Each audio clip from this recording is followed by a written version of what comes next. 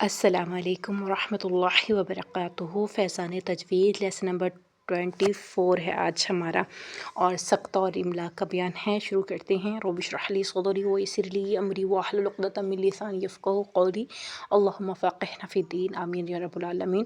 سقطہ کا لغوی معنی رکنا۔ سقطہ کا اصطلاحی معنی اصطلاح تجوید میں کلمے کے آخری حرف پر سانس توڑے بغیر تھوڑی دیر کے لیے آواز روک کر ٹھہر جانے کو سقطہ کہتے ہیں۔ سقطہ کی اقسام۔ سقطہ کی دو قسمیں ہیں: سقطہ واجب، سقطہ جائز۔ سقطہ واجب قرآن مجید میں امام حفص رحمۃ اللہ علیہ کے مطابق 4 کلمات میں بطریق شطبی رحمۃ اللہ علیہ سقطہ واجب ہے۔ سورہ قحف میں عوج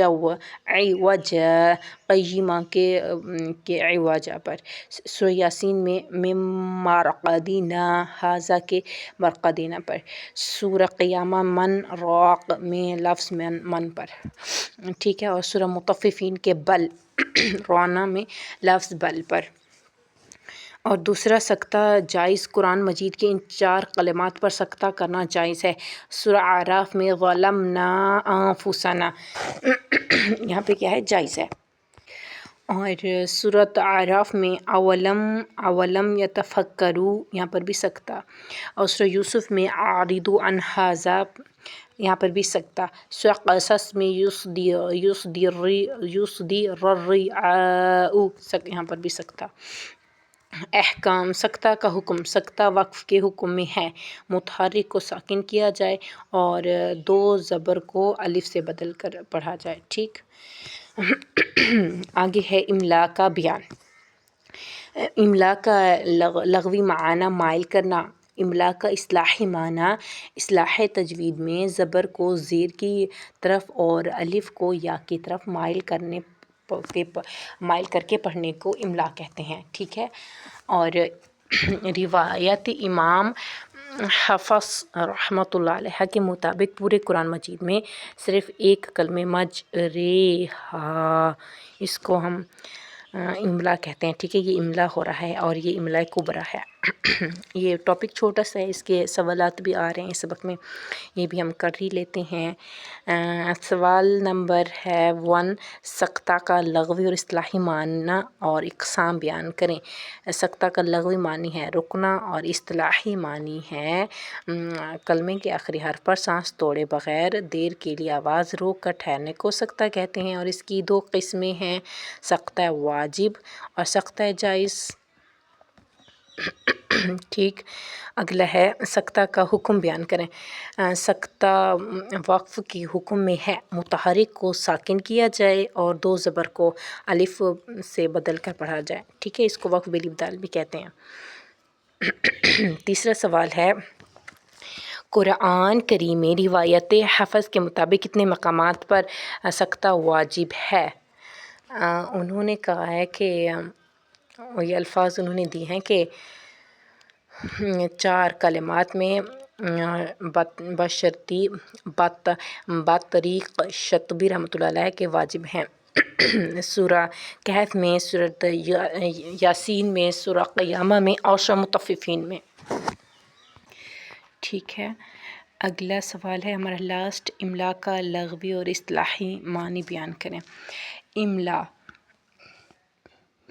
کا لغوی معنی مائل کرنا اور اصطلاحی معنی ہے زبر کو زیر کی طرف اور الف کو یا کی طرف مائل کر کے پڑھنے کو املا کہتے ہیں۔ الحمدللہ یہ ٹاپک کور ہو گیا ہے، تھوڑا سا یہ بھی کر لیتے ہیں۔ لیسن نمبر 25، یہ وقف کا بیان ہے۔ وقف کا لغوی معنی رکنا، ٹھہرنا، ٹھیک ہے۔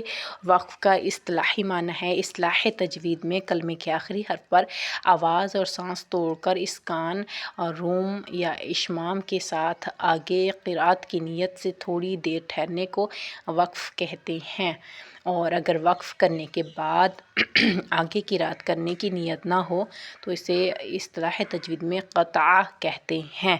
قطع یعنی روک دینا یا توڑ دینا۔ وقف کی اقسام۔ بنیادی طور پر وقف کی قسمیں 2 اعتبار سے کی جاتی ہیں: محل وقف، ٹھیک ہے، ایک محل ہے، دوسرا وقف ہے۔ کیفیت وقف، محل وقف، کیفیت وقف۔ محل وقف یہ جاننا کہ کس جگہ وقف کرنا چاہیے اور کس جگہ نہیں کرنا چاہیے۔ کیفیت وقف یعنی یہ جاننا کہ کلمے کے آخری حرف پر کس طرح وقف کیا جائے۔ ٹھیک ہو گیا۔ محل وقف کے اعتبار سے وقف کی اقسام۔ محل وقف کے اعتبار سے وقف کی 4 اقسام ہیں: وقف تام، وقف کافی، وقف حسن، وقف قبیح۔ وقف تام کی اقسام: کلمے میں ایسی جگہ وقف کرنا جہاں لفظی اور معنوی اعتبار سے کلام مکمل ہو جائے، اسے وقف تام کہتے ہیں۔ جیسے سورہ بقرہ میں ہے ہم المفلحون، ٹھیک ہے، یہ وقف تام ہے کیونکہ آیت بھی ختم ہو رہی ہے اور ہم بھی ہون نون کو ساکن کریں۔ یہ وقف تام ہے کیوں نہ کہ اس کلمے کو اپنے بعد کلمے سے نہ ملیں تو لفظی تعلق ہے نہ ہی معنوی۔ ٹھیک۔ وقف کافی کی تعریف: کلمے میں ایسی جگہ وقف کرنا جہاں موقوف علیہ کا اپنے بعد کلمے سے لفظی تعلق نہ ہو بلکہ معنوی تعلق ہو تو اسے وقف کافی کہتے ہیں۔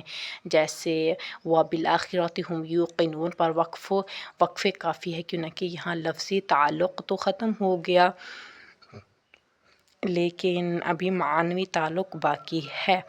وقف تام اور وقف کافی کا حکم۔ وقف تام اور وقف کافی کا حکم یہ ہے کہ وقف تام اور وقف کافی ہونے کی صورت میں مابعد کلمے سے ابتدا کی جائے اور اعادہ کی ضرورت نہیں۔